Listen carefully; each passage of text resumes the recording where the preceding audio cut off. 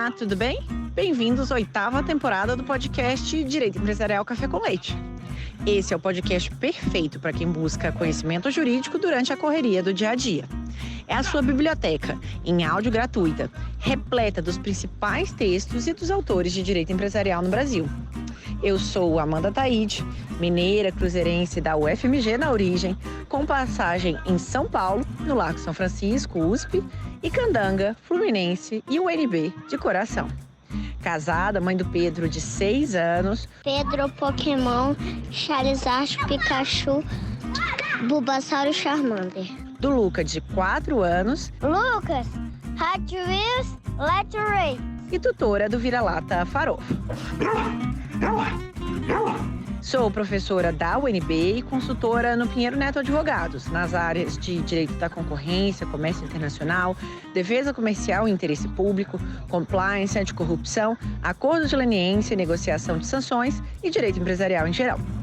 Esse é um podcast simples, curto e gostoso, como um café da manhã, mais rapidinho, durante a semana. Você quer navegar pelo podcast?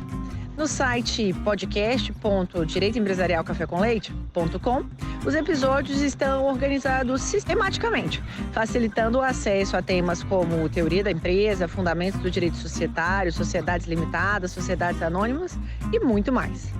Pegue então sua xícara de café com leite ou chá, seu tênis para fazer exercício físico ou seu fone de ouvido para ouvir no meio de transporte diário. Vamos então comigo para a próxima xícara de café com leite?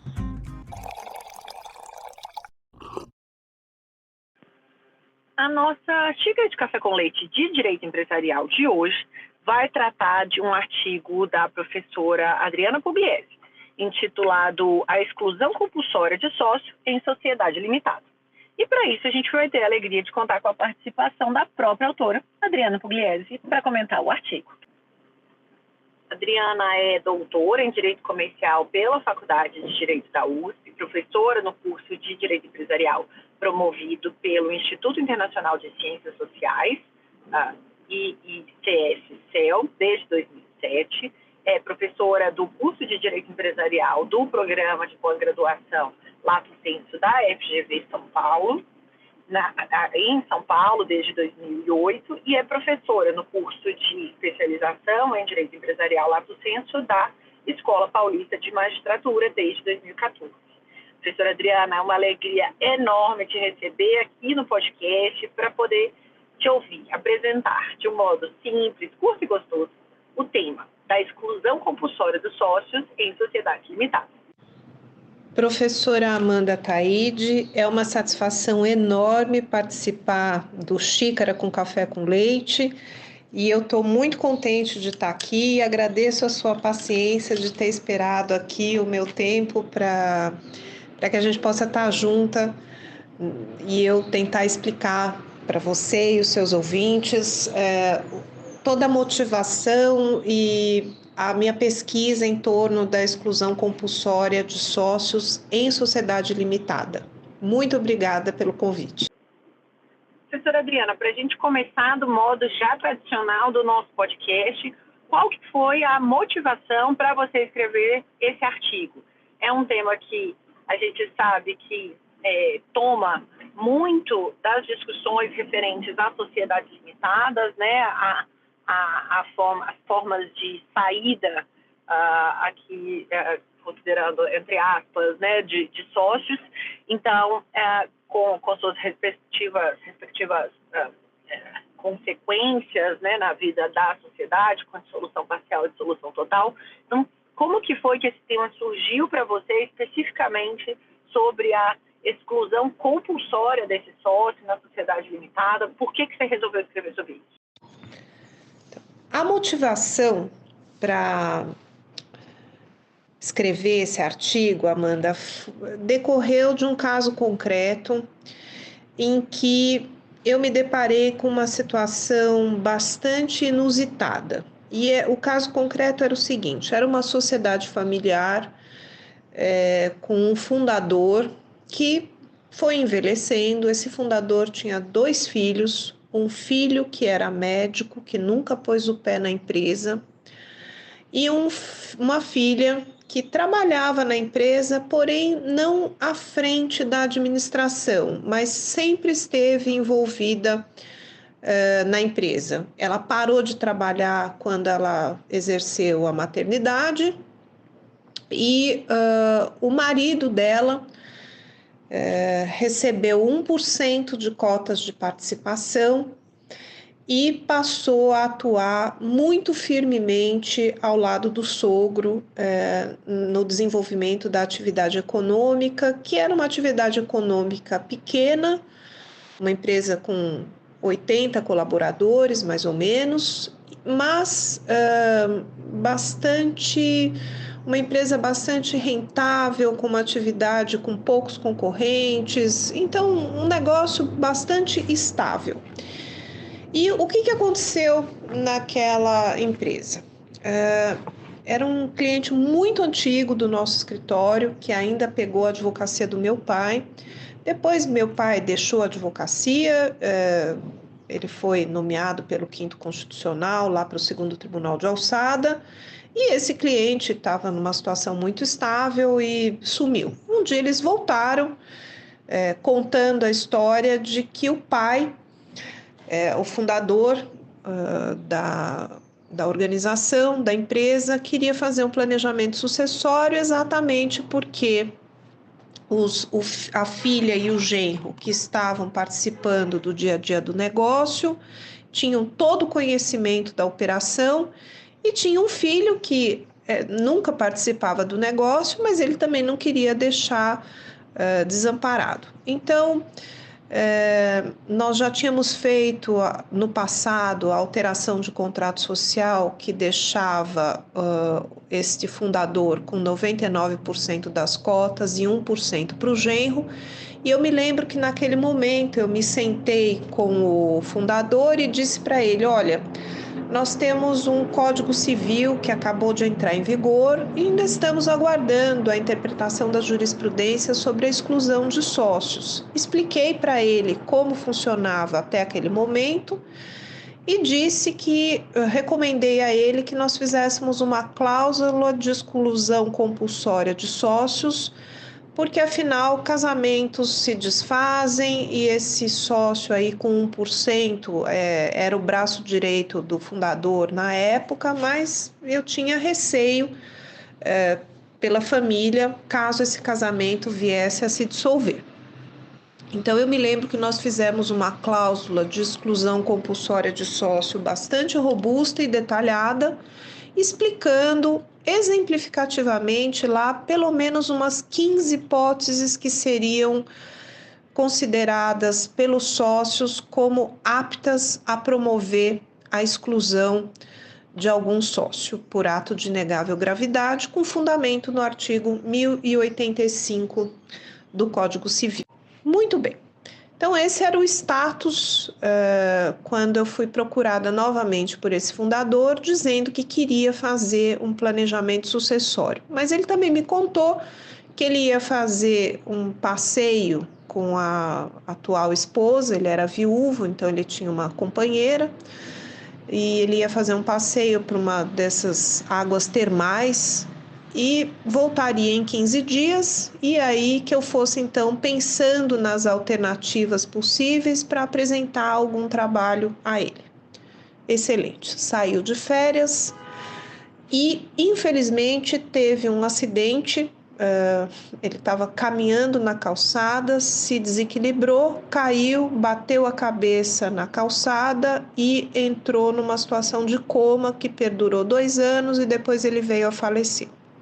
Então, quando o fundador foi alijado das suas funções, primeiro pela necessária interdição que ocorreu, afinal ele estava em estado vegetativo, e depois com o falecimento em função do necessário inventário que se abriu para distribuição da sua participação social, nós tivemos lá um desentendimento entre os 2 irmãos, porque o médico, que tinha uma atividade como tal e não participava da empresa até então, resolveu participar das atividades da empresa e tentou de todos os modos alijar o outro administrador, que era aquele sócio, que era o genro do fundador, portanto casado com a irmã, das suas atividades. Então, basicamente ali se formou um litígio societário entre esses dois irmãos,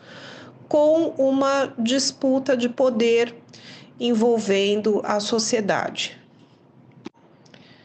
E aí, como é natural, numa situação como essa, os sócios passaram a reler, a buscar quais eram as disposições do contrato social de regência da matéria.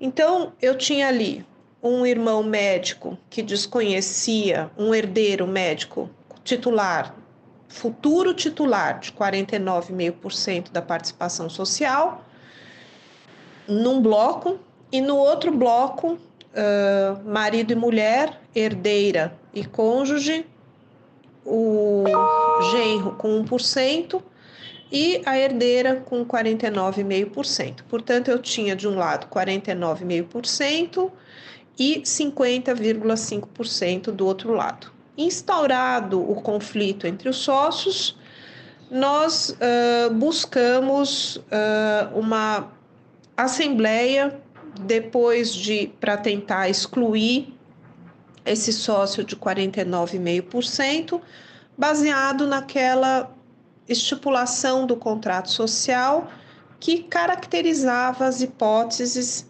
de exclusão com fundamento no artigo 1085.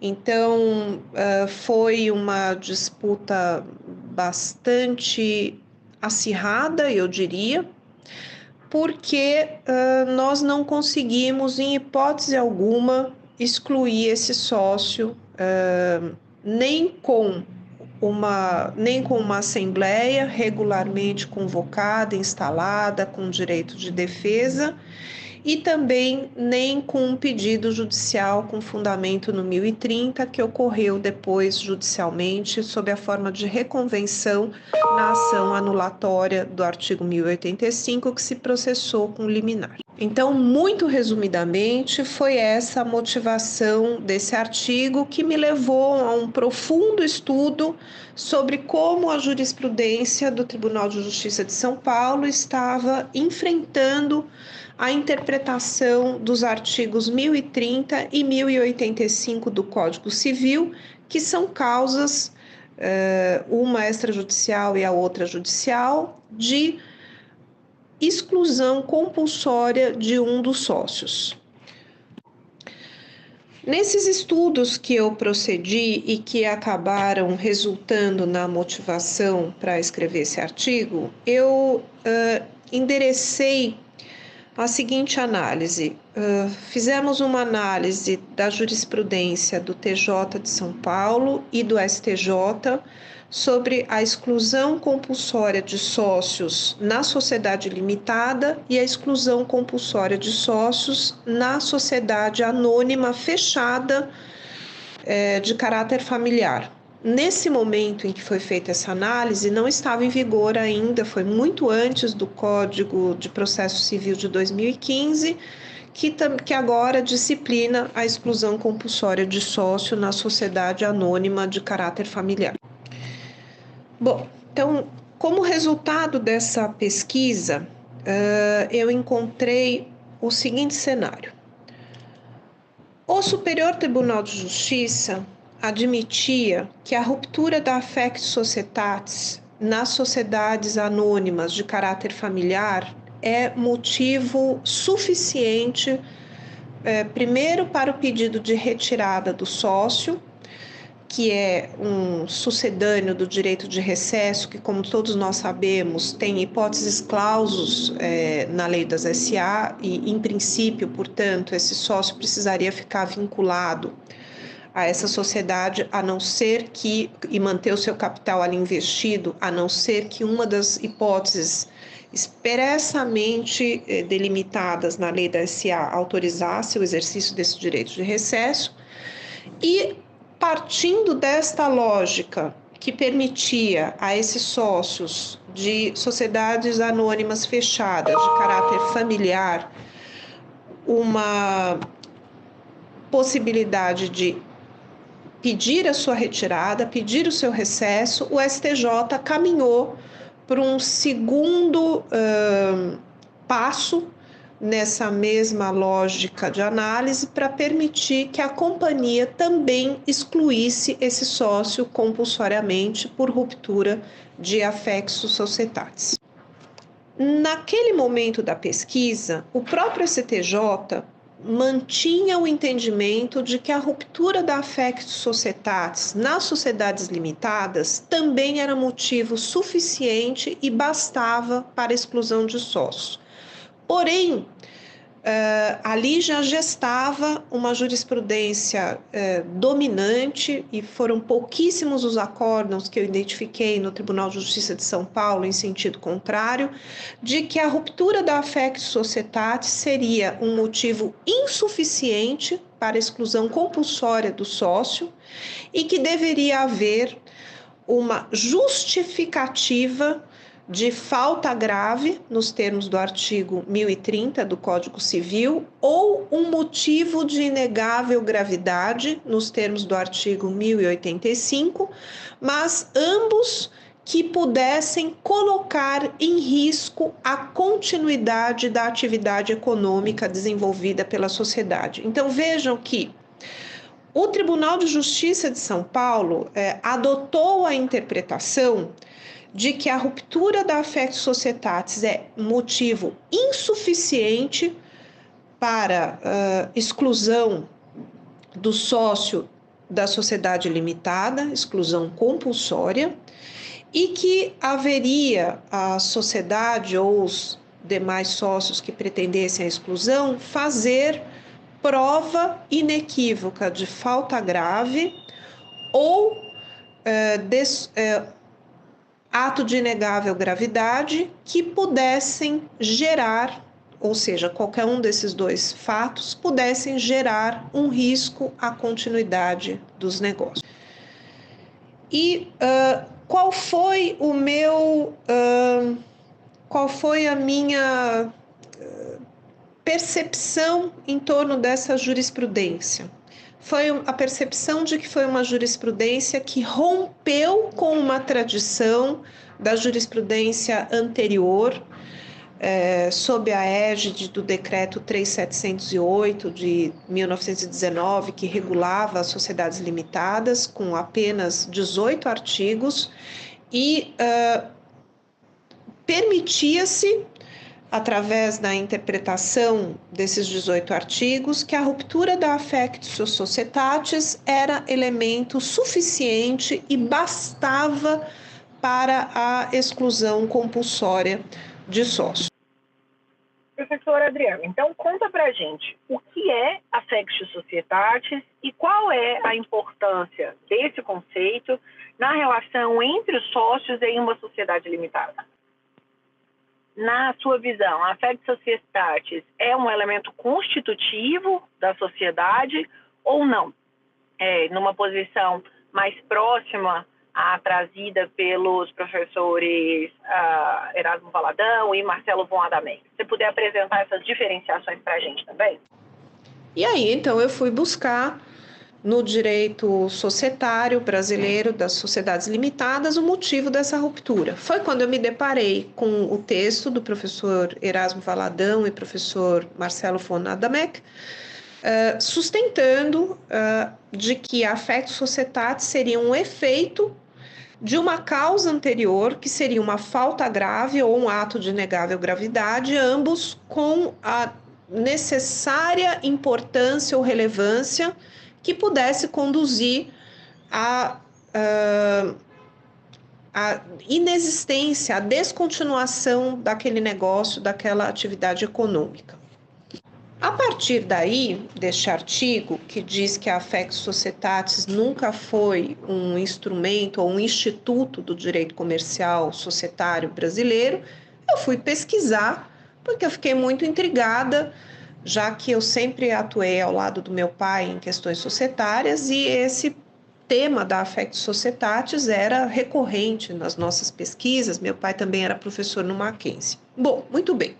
Aí eu fui buscar a obra de Rubens Requião, que tratava do tema, acho que pela primeira vez, na doutrina brasileira. A obra do professor Rubens Requião foi escrita em 1959 e foi a tese com a qual ele conquistou a cátedra na Universidade do Paraná. É um texto extremamente leve, com uma leitura muito agradável, que traz doutrina estrangeira da época, 2 decisões do Supremo Tribunal Federal, quando ainda julgava matéria infraconstitucional, e muito rico em argumentações em torno da preservação da empresa e a necessidade de exclusão do sócio faltoso. E ali nasceu também, no direito societário, o princípio da preservação da empresa, porque todos nós sabemos que a empresa, vista dessa perspectiva mais institucional, é uma atividade econômica que projeta para além dos interesses dos sócios, mas também afeta a vida de inúmeros stakeholders, como o fisco, como fornecedores, trabalhadores, colaboradores, fornecedores e outros tantos que são atingidos pelo desenvolvimento daquela atividade econômica, o que impedia, segundo Rubens Requião, a aplicação dos artigos 305 e 306 do Código Comercial, pela qual a vontade de um dos sócios era suficiente para romper ou dissolver integralmente uma sociedade, então, tal como dispunha ali o Código Comercial, e em princípio, poderia ser aplicado subsidiariamente ao decreto 3708 de 1919 para as sociedades limitadas. Espera só um pouquinho que eu já volto para a nossa entrevista com uma xícara de café com leite. Que você curte direito empresarial, eu já sei, que você está aqui ouvindo o nosso podcast. A minha pergunta é: você sabe quão conectado o direito concorrencial está com o direito empresarial? Sabia que algumas operações societárias são de notificação obrigatória ao CAD? E que algumas cláusulas contratuais, como exclusividade, raio, não concorrência, definição de preços de revenda, podem atrair preocupação concorrencial? E que algumas práticas, como recusa de contratar, discriminação de clientes, também podem ser acionadas no CAD? Você sabia que algumas empresas que, eventualmente, tenham combinado preços, dividido mercados, podem celebrar acordos de leniência com o CAD, obtendo até mesmo imunidade? E que essas empresas podem ser acionadas no âmbito do direito civil para ser responsabilizadas pelos danos que causaram aos seus clientes? Se você ficou curioso e interessado em como esse conhecimento pode contribuir na sua formação jurídica, eu faço um convite. Entra no site Pós em Direito Concorrencial e se inscreva na nossa nova pós-graduação, que eu estou lançando agora, no segundo semestre de 2024, totalmente virtual, registrada no MEC, com um conteúdo linear, completo e que vai te preparar para os problemas práticos que você vai enfrentar no dia a dia do direito empresarial. Espero você lá. Eu já peguei minha xícara de café com leite, vamos voltar para a nossa entrevista. E então, agora, no contexto brasileiro, na sua visão, professora Adriana, a ruptura da afeto societário, portanto, é um fator juridicamente relevante para a exclusão dos sócios? Conta para a gente um pouco, se você puder, sobre quais são as causas, né, típicas de exclusão de sócios e como que é a sua visão sobre essa possibilidade de exclusão de sócios em caso de ruptura da afeto societário. Então, Rubens Requião ali faz uma imersão histórica neste conceito da affectio societatis e mostra como esse é um sentimento de que o sócio tem um dever de lealdade a cumprir em relação ao negócio, à atividade econômica e aos demais sócios, de cumprir com deveres laterais que possam contribuir para a continuidade daquela atividade econômica. Então, os sócios ficam vinculados numa sociedade desse modelo de sociedade limitada a um exercício de contribuição para exercer, para facilitar e viabilizar o desenvolvimento da atividade econômica. E foi isso que Rubens Requião chamou e talhou de affectus societatis, e foi exatamente sobre este conceito que a jurisprudência do Tribunal de Justiça de São Paulo e também do Superior Tribunal de Justiça acabou desenvolvendo em matéria infraconstitucional esse conceito de affectus societatis. E aqui eu preciso fazer um parêntese para nós explicarmos que o direito comercial, como disse Ascarelli, é uma categoria histórica. E é uma categoria histórica porque foi um direito que emergiu, cujas regras emergiram para atender o dinamismo e a necessidade dos comerciantes, hoje empresários. E por quê? Porque os usos e costumes no ambiente comercial têm força de regra normativa e não apenas de norma, diretriz interpretativa das normas. Eles têm efetiva força de lei, efetiva força de norma. E por que isso? Porque é assim que nascem os regramentos do direito empresarial, da vida empresarial para as normas jurídicas. Então, os agentes econômicos desenvolvem atividades que, muito bem sucedidas, são replicadas por outros agentes econômicos, chanceladas pelo Poder Judiciário e, portanto, se tornam usos e costumes que são aplicados naquele ambiente institucional e aceitos como regras. Tal é isso que aconteceu com o conceito de affectus societatis. Realmente, ele não está definido como conceito ou como regra normativa numa lei, mas ele ingressou no mundo dos usos e costumes para sociedades limitadas e ali a jurisprudência desenvolveu-se de tal modo que se entendeu que a ruptura da affectus societatis era, sim, motivo mais do que suficiente para levar ao rompimento do vínculo societário com exclusão daquele sócio que deixa de cumprir os seus deveres de atuação em conformidade com a busca dos objetivos sociais. Então, se por acaso a gente não tiver a exclusão dos sócios em caso de ruptura dessa affectus societatis, você entende que é viável a continuação da empresa? Como que isso vai funcionar?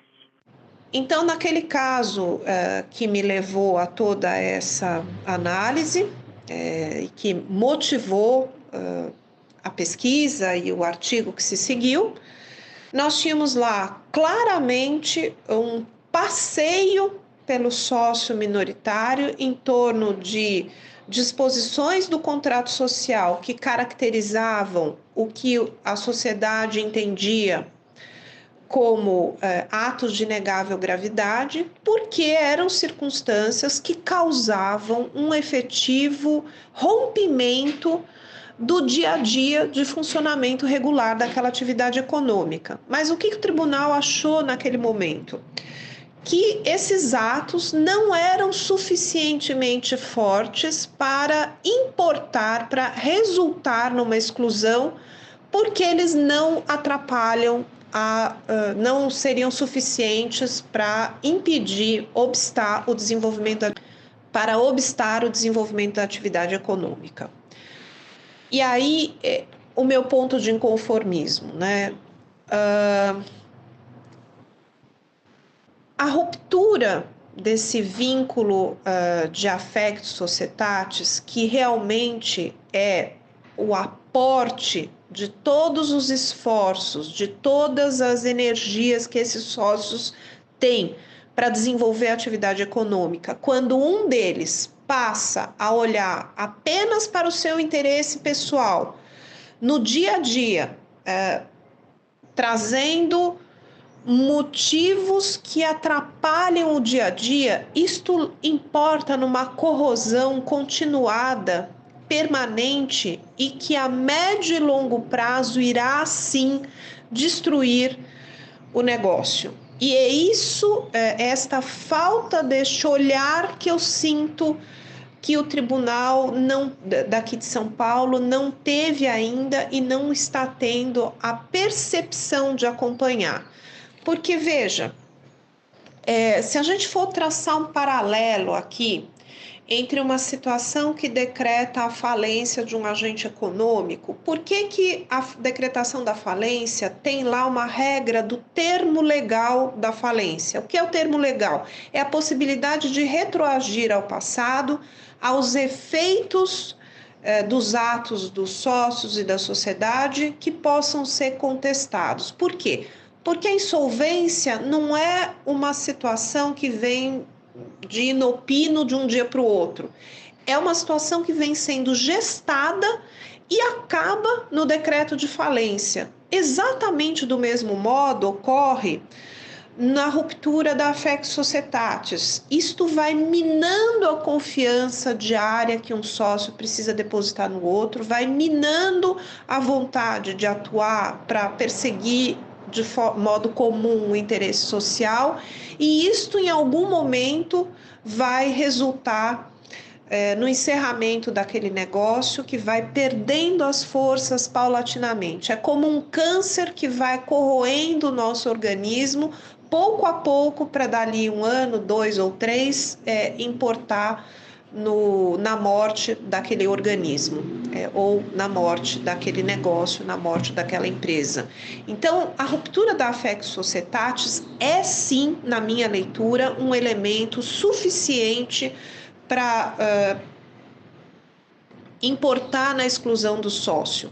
E isto só vai fazer um desinvestimento daquele sócio naquele negócio, porque ele vai receber integralmente pela apuração de haveres os valores que lhes são devidos. Então, isto se faz em prol da continuidade do negócio, em prol da preservação da empresa, tal como escreveu Rubens Requião na sua tese de cátedra em 1959.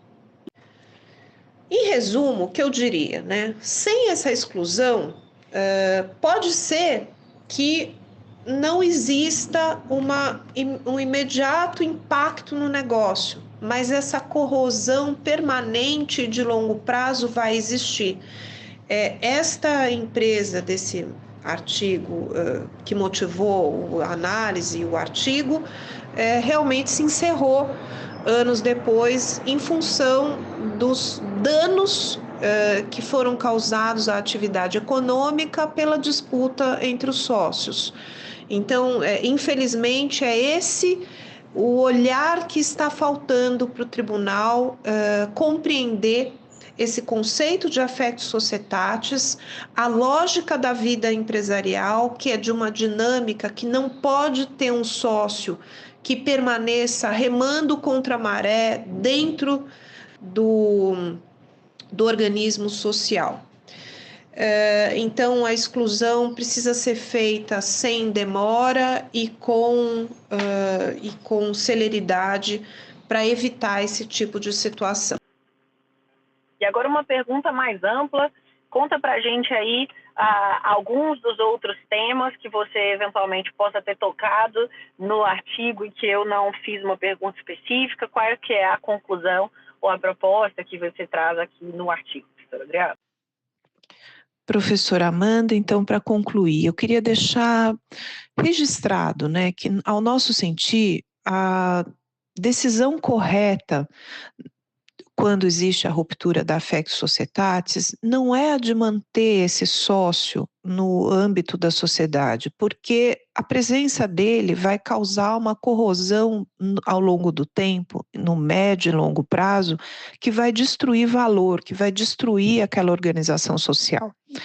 Então, ao nosso sentir, a solução mais adequada é efetivamente excluir esse sócio e pagar a ele os haveres a que tem direito, ou seja, promover o desinvestimento desse sócio para que ele possa se alocar esses investimentos e se associar numa organização em que ele realmente mantenha um vínculo de afinidade com os demais sócios ou numa organização em que esse vínculo de afinidade seja rigorosamente irrelevante.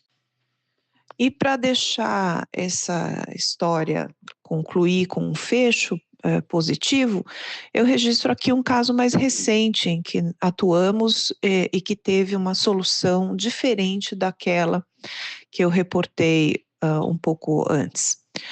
Aqui nós tínhamos uma sociedade limitada que exerce poder de controle numa companhia aberta cujos valores mobiliários são negociados na B3, a Bolsa aqui de São Paulo.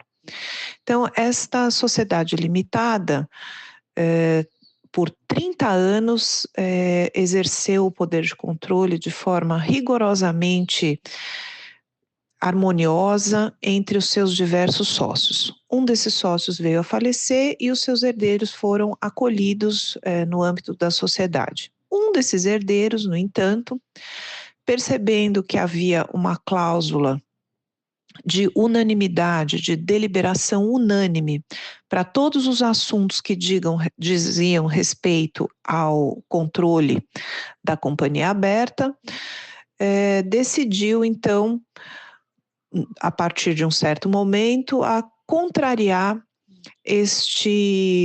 essa solução de poder de controle e decidiu, então, não permitir que a sociedade controladora exercesse o poder de controle sobre a controlada. Curiosamente, era um sócio que exercia um cargo de gestão no conselho de administração da sociedade controlada e, portanto, tinha conhecimento de todo o trabalho que estava sendo feito na sociedade controlada. E mesmo assim, ele decidiu rebelar-se contra os demais sócios da sociedade limitada controladora e rompendo, então, o vínculo de affectus societatis. Então, foi feita uma reunião, uma assembleia de sócios, no caso, porque são mais de 10 sócios, foi feita uma assembleia de sócios para promover a exclusão desse sócio que havia rompido a affectus societatis e, ao nosso sentir, também rompido seus deveres de lealdade na conduta em relação à sociedade, em relação aos demais sócios. Ele foi excluído por deliberação dos demais sócios e, todavia, entrou com uma ação anulatória dessa deliberação.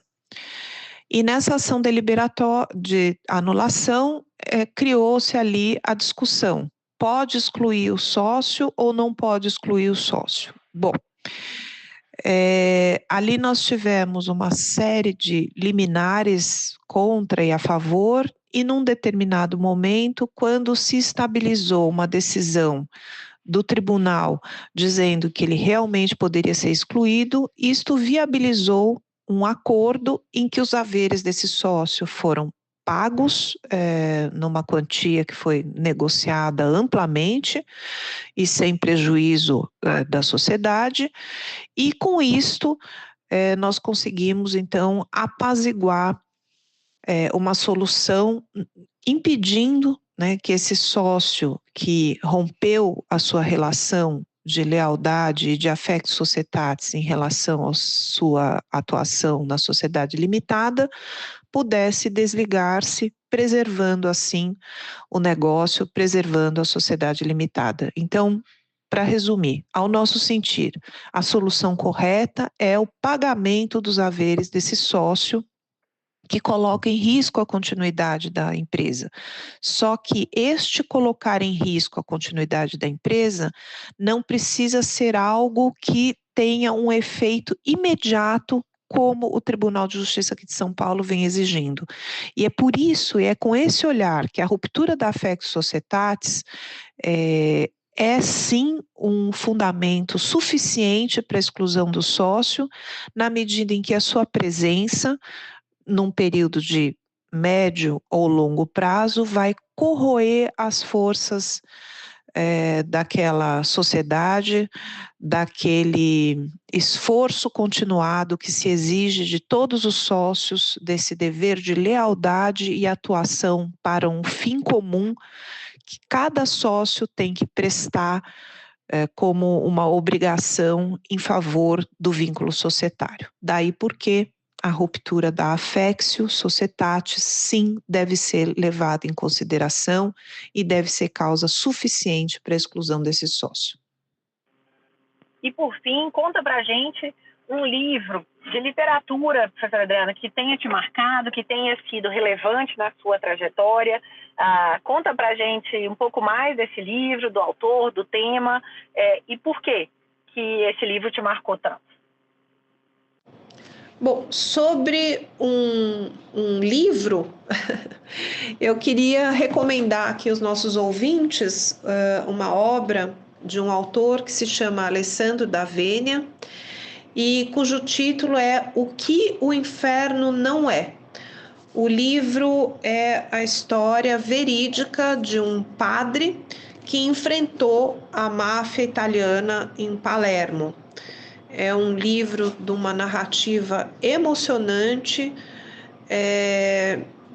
muito tocante mesmo, sobre a natureza humana e vale a pena a leitura. Eu recomendo fortemente. Foi um livro que me tocou e que me foi dado de presente por uma aluna.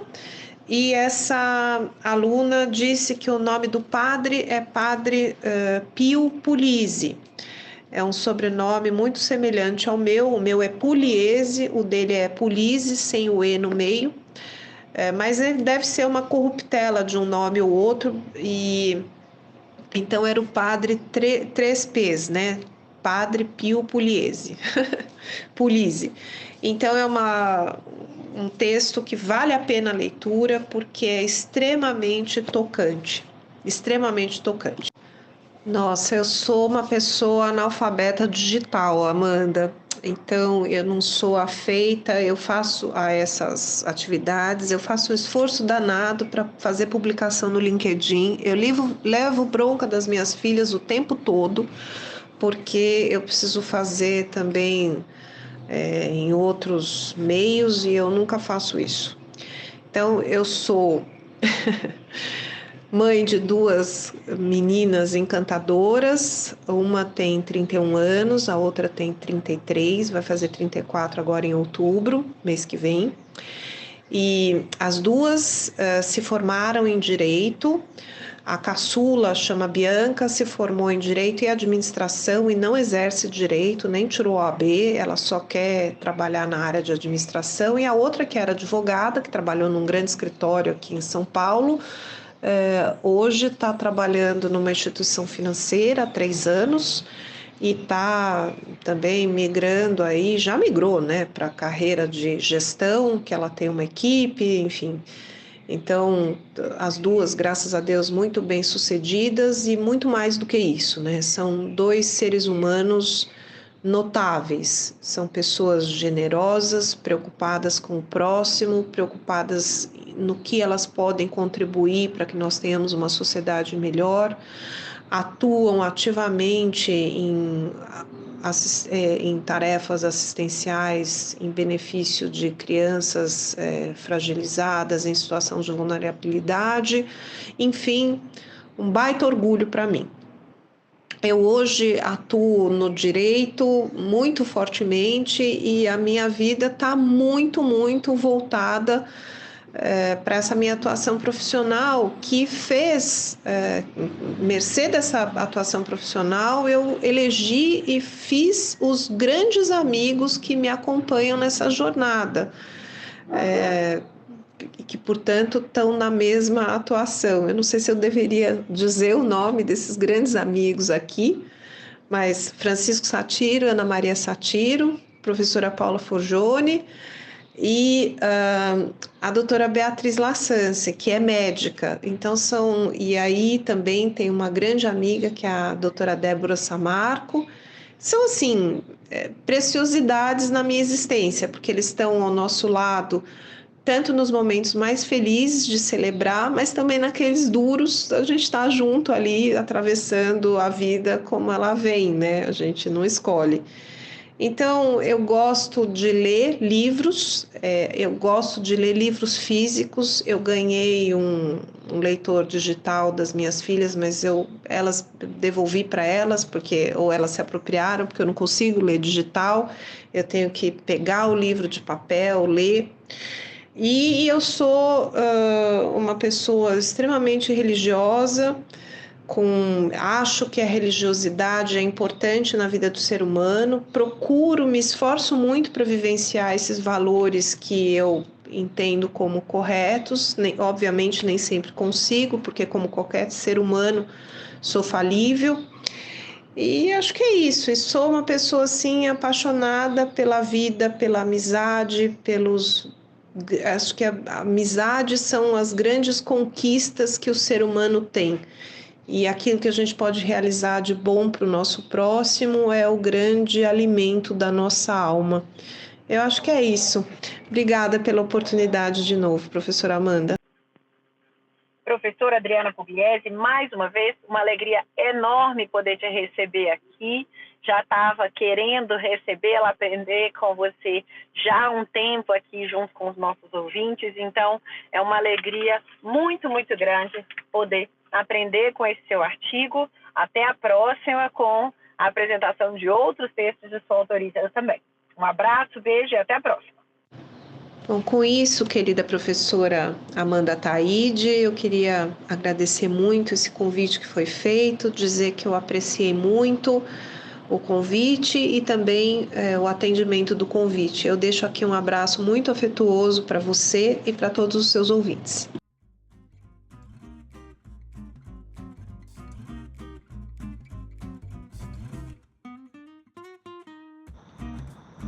A nossa xícara de café com leite foi devidamente tomada. Agradecendo aqui a nosso convidado pela presença, a vocês pela audiência. Se vocês tiverem sugestões, comentários, não deixem de me procurar. No LinkedIn, Amanda Taide, no Instagram, Direito Empresarial Café com Leite e também, caso vocês tenham meu contato, podem me mandar mensagem no WhatsApp. Um abraço a todos. Tchau, tchau.